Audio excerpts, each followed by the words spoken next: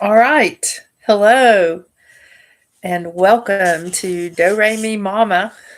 That's me. And I want to talk about some really deep stuff today. I was inspired by a letter that I received, and you will receive it also if you are on my email list.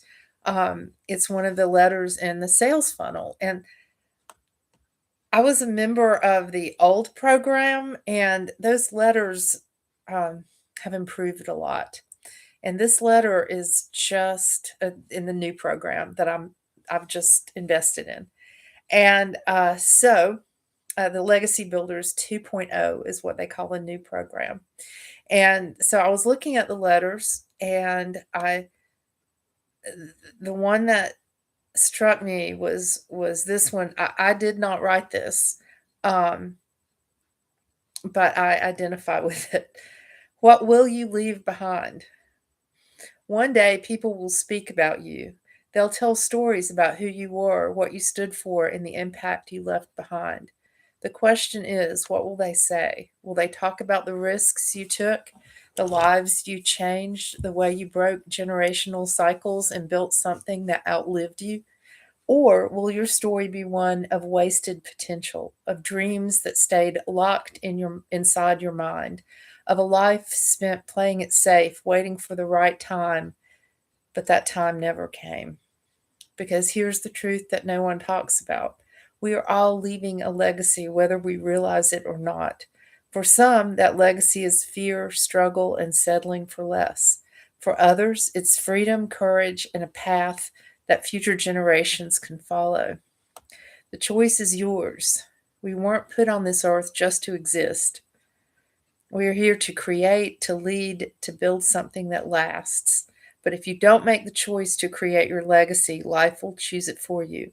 And most people, they let life make the choice for them. They work hard, follow the rules, and hope it all works out.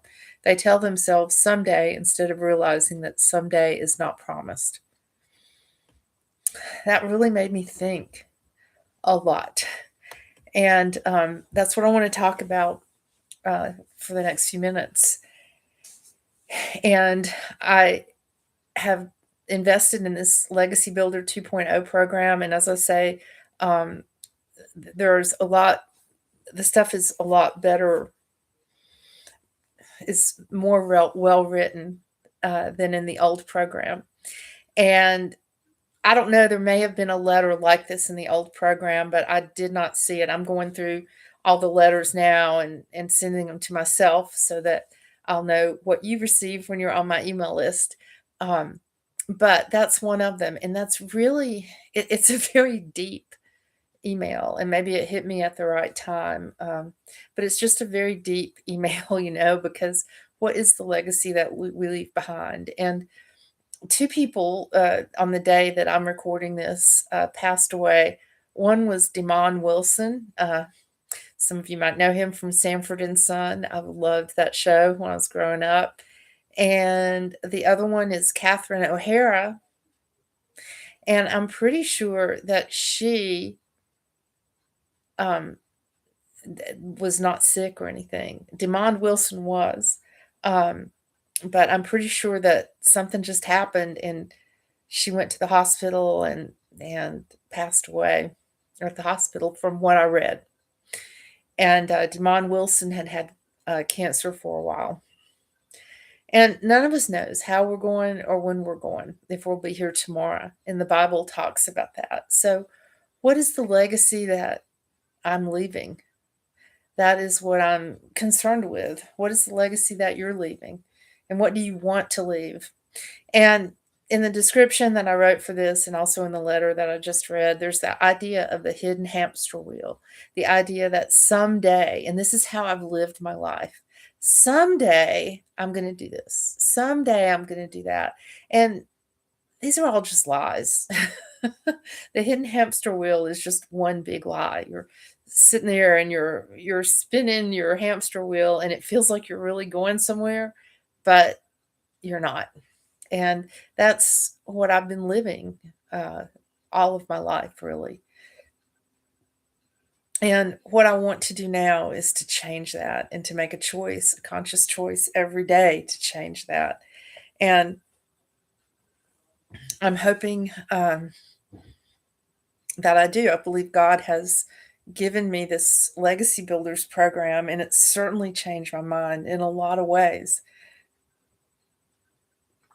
I've come to realize that I am a compulsive under earner, and I'm in a 12-step group for that.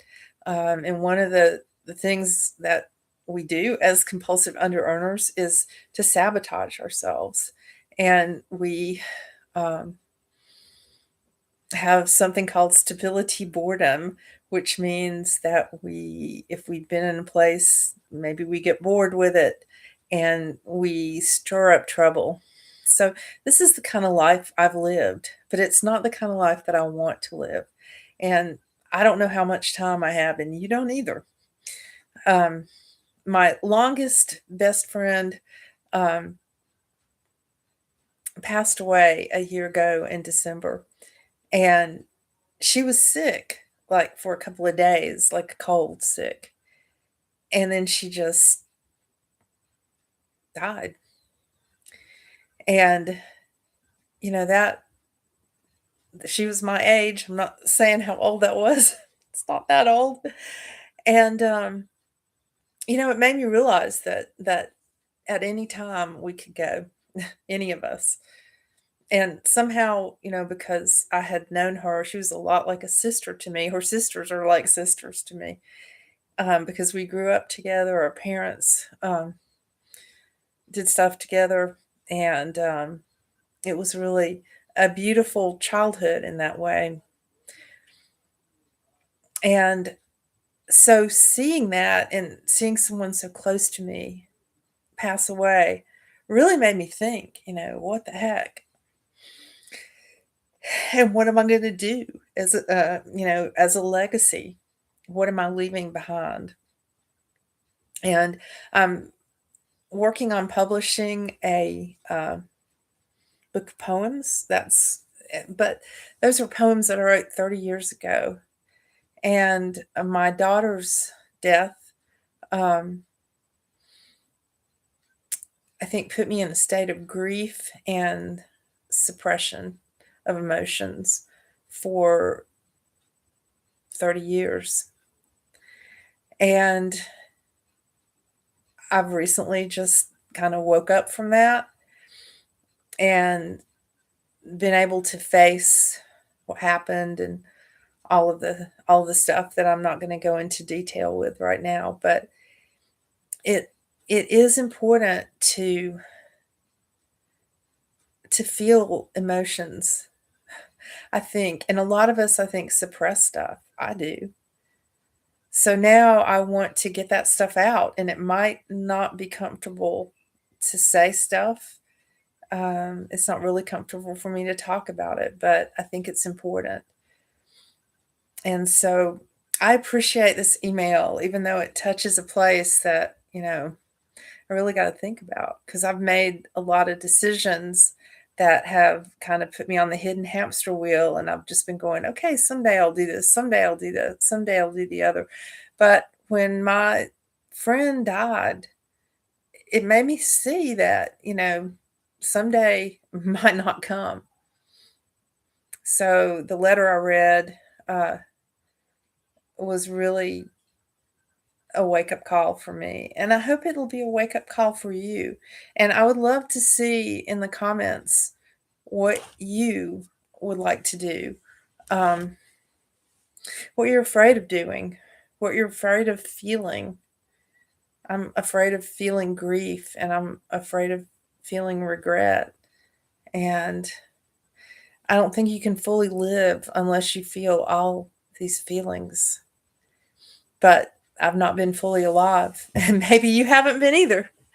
So I'm very thankful that the uh, Legacy Builders program has given me so much. I wasn't expecting just opening a business to help me emotionally and all that, but it all goes together, and I'm seeing that. When I was a band leader this fall for a jazz band, and I never thought I would do that, but I did it, and I learned a lot, and it was uncomfortable, but I rose to the occasion. And That's one thing I'm learning in this program, that I can do these things. These things are just decisions that I make. And if I make them every day and I show up consistently, that will make a different life than if I quit. So I hope this has helped. And I'm going to read one of my poems called Eve Hangs Laundry. And as I recall, this is a villanelle. Yes, loose villanelle. Eve hangs laundry. These dripping garments tell me I was wrong, biting fleshy juice from that middle tree. I'll burn these clothes right now for one more song from paradisal birds who not too long ago were chirping for Adam and me. These dripping garments tell me I was wrong, allowing that serpent's tongue to be the tongs, and I a willing morsel. Now I see. Let's burn these clothes right now for one more song, just for the chance to tell God we belong in plush green gardens where we all are free. These dripping garments tell me I was wrong, but I won't let that snake drag me along with him again into an eating spree. I'll burn these clothes right now for just one song. I'll promise to be vigilant and strong against all those who are as smooth as he. These dripping garments tell me I was wrong. I'll gladly burn these clothes for one more song. And you'll notice some of the lines were repeated, as happens in a villanelle. So that was called Eve Hangs Laundry. Thanks for listening and watching. And please comment and let me know what you want to do to get off the hidden hamster wheel.